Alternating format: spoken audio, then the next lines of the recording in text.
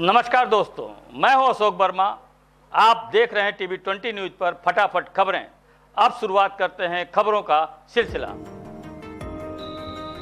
खबर आजमगढ़ से है, जहां कैबिनेट मंत्री ओम प्रकाश राजभर ने रविवार को स्थानीय निरीक्षण भवन में जन समस्याओं को सुना और मीडिया से बातचीत की। लेखपालों के स्थानांतरण पर सवाल के जवाब में उन्होंने कहा कि लेखपाल संघ का मामला मुख्यमंत्री से उठाया गया है। फिलहाल साइट बंद हो चुकी है, अब अगली सीजन में ही स्थानांतरण संभव है। इस संबंध में चीफ सेक्रेटरी से पत्राचार किया गया। आगे मुख्यमंत्री से मुलाकात के बाद ही निर्णय स्पष्ट होगा।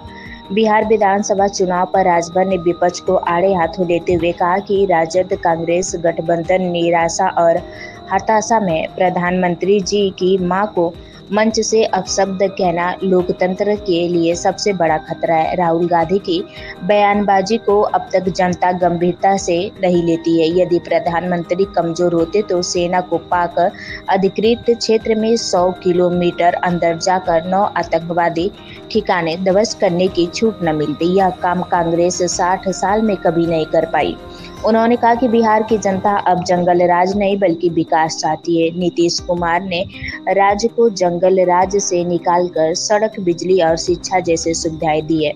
जनता रोजगार, स्वास्थ्य और विकास के लिए एनडीए के साथ खड़ी है। चुनाव परिणाम आने के बाद सबको साफ हो जाएगा कि जनता क्या चाहती है। चुनाव आयोग पर विपक्ष के आरोपों को खारिज करते हुए राजभर ने कहा कि जहां विपक्ष जीता वहां चुनाव सही है और जहां हारा वहां गड़बड़ी है। यह दोहरा रवैया है। यदि जांच कराने से पहले तो सत्ता से इस्तीफा दें। सरकार में रहते हुए सरकार के खिलाफ जांच संभव नहीं है।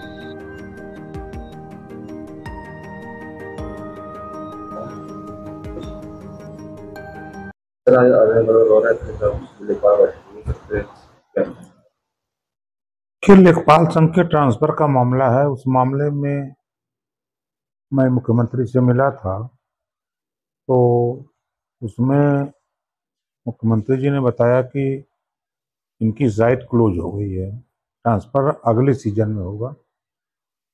फिर मैंने चीफ सेक्रेटरी को कहा तो चीफ सेक्रेटरी ने उसमें लिखा पढ़ी करके भेजा फाइल। अब उसमें आगे क्या है, जाएंगे मुख्यमंत्री से मिलेंगे तो फिर बता पाएंगे। अभी प्रधानमंत्री की रैली है, जैसे बिहार चुनाव को लेकर की गई आरजेडी की रैली में प्रधानमंत्री को देखिए, उनकी हताशा और निराशा, आरजेडी, कांग्रेस और वहाँ जो भी दल के लोग हैं, ये मान गए हैं कि हम लोगों की सरकार नहीं बनेगी। और तो अब उसी सरकार न बनने की खुन्नस में लोग अनर्गल बयानबाजी कर रहे हैं, जबकि ये लोकतंत्र के लिए खतरा है। इस तरह की बयानबाजी, किसी के प्रधानमंत्री जी की मां को अपशब्द बोलना मंचों से, और ये सबसे बड़ा लोकतंत्र के लिए खतरा है। सर, अमेरिका के बयान के बाद राहुल गांधी ने फिर प्रधानमंत्री को कहा कि कमजोर प्रधानमंत्री हैं, इसी नाते पाकिस्तान में 100 किलोमीटर अंदर घुस के सेना को छोड़ दिया, 9 आतंकवादी ठिकाने ध्वस्त किए। ये तो 60 साल में कांग्रेस ने कभी नहीं कर पाई। तो अब राहुल गांधी जी को बयानबाजी ही करना है। जब विदेश जाते हैं तो भारत को कटघरे में खड़ा करते हैं, पूरे देश को कटघरे में खड़ा करते हैं, तो उनके बयान के नोटिस अब कोई ले नहीं रहा है। तो बिहार चुनाव को लेकर कांग्रेस का कहना है कि महागठबंधन को लेकर तेजस्वी यादव जो है सीएम का चेहरा होंगे, तो बनावे कहाँ कोई रोक रहा है। जब सरकार बनेगी तब न बनाएंगे। स्थिति है कि देखिए, जंगल राज था बिहार में, नीतीश जी ने उस जंगल राज को खत्म करने का काम किया। गांव तक बिजली पहुंचाई, गांव तक सड़क पहुंचाई। जो वहां रंगदारी टैक्स, गुंडा टैक्स वसूले जाते थे, उस पर पाबंदी लगाने का काम किया है। तो अब जनता बिहार की कहती है कि हम फिर जंगल राज नहीं चाहते हैं, हम विकास चाहते हैं।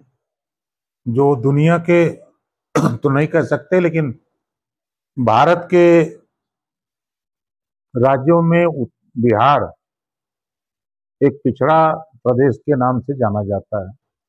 तो बिहार के लोग अपना विकास चाहते हैं, शिक्षा, स्वास्थ्य, रोजगार चाहते हैं, नौकरी चाहते हैं, अमन चैन चाहते हैं। इसके लिए जनता एनडीए गठबंधन के साथ खड़ी है। अब देखिएगा, चुनाव जब होगा, रिजल्ट आएगा, तब लोगों को समझ में आएगा कि जनता क्या चाहती है। जनता मालिक है, जनता ही सब कुछ करती है। तो चुनाव को लेकर कहा कि बीजेपी, उन्होंने कहा है कि बीजेपी और चुनाव आयोग गड़बड़ी कर सकते हैं, बड़ा आरोप लगाया उन्होंने। कर्नाटक में तो गड़बड़ी नहीं हुई।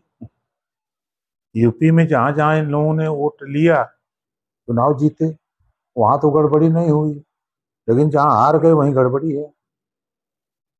कर्नाटक से उन्होंने कहा कि एसआईटी का वो करेंगे, जांच बढ़ाएंगे। कुछ नहीं करेंगे। अगर जांच कराना है तो पहले रिजाइन दें। सरकार रहते हुए सरकार के खिलाफ जांच कैसे हो सकती है?